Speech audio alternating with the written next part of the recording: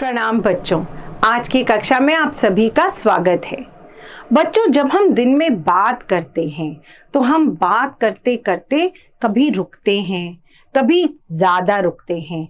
मतलब जब आप मुझे सुन रहे हैं इस समय, तो आप सही से समझ पा रहे हैं कि कब मेरा वाक्य समाप्त हुआ। आप ये भी समझ पा रहे हैं कि क्या मैंने कोई प्रश्न पूछा है, और आप ये भी समझ पा रहे हैं कि कब मैं वाक्य के बीच में थोड़ा विराम दे रही हूं। बच्चों, जब सुनने में यह इतने अच्छे से समझ आ रहा है तो लिखने में भी तो समझ आना चाहिए ना। और इसे समझाने के लिए हम हिंदी में प्रयोग करते हैं विराम चिन्ह, अर्थात पंक्चुएशन। और चिन्ह है इसलिए पंक्चुएशन मार्क्स। इसकी परिभाषा क्या है? विराम का अर्थ है आराम या रुकना, और चिन्ह का अर्थ है निशान। तो भाषा को लिखने या बोलने समय कुछ चिन्हों का प्रयोग करना पड़ता है, क्योंकि हम बीच बीच में रुकते हैं, हम अपने भावों को व्यक्त करते हैं। तो कभी हम लंबी आह भरते हैं, कभी हम प्रश्न करते हैं, तो यह लिखते हुए क्या बन जाते हैं? चिन्ह बन जाते हैं। पढ़ो मत खेलो, इसमें पढ़ो मत खेलो के बीच में एक छोटा सा विराम है। और पढ़ो मत खेलो, इसमें पढ़ो मत और खेलो के बीच में विराम है। तो बच्चों, आपने देखा कैसे एक ही वाक्य इस विराम चिन्ह के अदल बदल के कारण इसका अर्थ ही बदल गया। पढ़ो मत खेलो, यहां बच्चे को डांट लग रही है कि खेलो मत, पढ़ो। और यहाँ जो बच्चा पढ़ता ही जा रहा है उसे समझाया जा रहा है कि पढ़ो मत, खेलो। तो आपने देखा किस प्रकार विराम चिन्ह यहाँ पर जो लगा है उसको आगे या पीछे करने से वाक्य का अर्थ ही बदल जाता है। तो बच्चों, भाषा लिखते समय रुकने वाले स्थान पर प्रयोग होने वाले चिन्हों को विराम चिन्ह कहते हैं। अब यह विराम चिन्ह कौन कौन से होते हैं? सबसे पहले बात करते हैं पूर्ण विराम, फुल स्टॉप। मेरा वाक्य समाप्त हुआ, मेरा वाक्य समाप्त हुआ, अतः मैं उसके आगे क्या लगाऊंगी?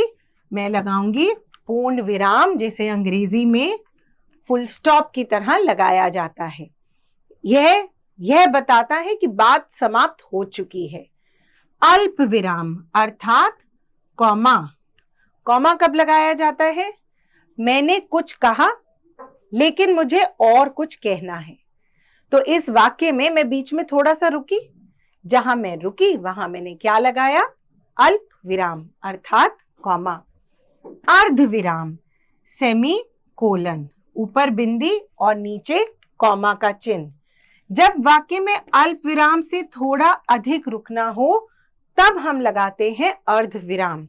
उदाहरण देखिए, सबेरा हुआ, सूरज निकला, चिड़िया चहक उठी। अब आते हैं प्रश्न सूचक चिन्ह के ऊपर। प्रश्न सूचक चिन्ह अर्थात mark of interrogation, question mark. बच्चों, प्रायः आप लोगों को प्रश्न करने में बहुत मजा आता है, तो आपका हर प्रश्न किससे समाप्त होगा? प्रश्न सूचक चिन्ह से। प्रश्न पूछने वाले वाक्यों के अंत में प्रश्न सूचक चिन्ह आता है। तुम्हारे पिताजी क्या करते हैं? तुम कहाँ रहती हो? इत्यादि। आश्चर्य सूचक चिन्ह, हमने पिछले पाठ में अव्यय शब्द पढ़े थे, उसमें हमने ऐसे शब्द पढ़े थे जो भाव व्यक्त करते हैं। तो जैसे जो शब्द भाव व्यक्त करते हैं उनके आगे हम क्या लगाते हैं? हम लगाते हैं आश्चर्य सूचक चिन्ह। चाहे वह भाव खुशी का हो, चाहे दुख का हो, किसी भी प्रकार का हो, उसके आगे लगता है आश्चर्य सूचक चिन्ह। शाबाश, आश्चर्य सूचक चिन्ह।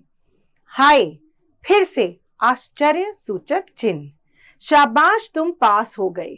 आहा, कितना सुंदर घर है। योजक चिन्ह, हाइफन।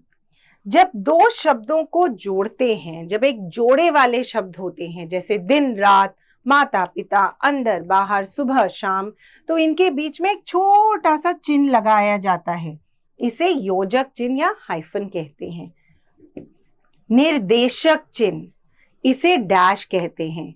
यह योजक चिन्ह से थोड़ा बड़ा होता है। यह प्रायः कहाँ प्रयोग होता है?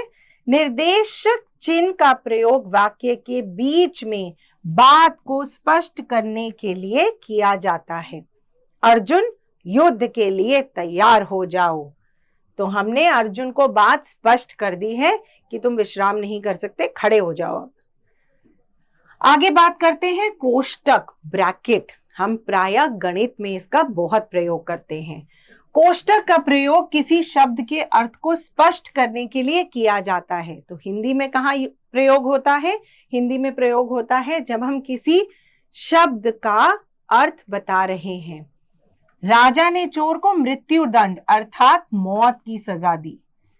आइए बात करते हैं अवतरण चिन्हों की, अर्थात इन्वर्टेड कॉमास। इन्वर्टेड कॉमा कहाँ प्रयोग होते हैं? जब हम किसी के द्वारा कही हुई बात उसी के शब्दों में कहते हैं। इसे अंग्रेजी में क्या कहते हैं? इसे कहते हैं डायरेक्ट स्पीच।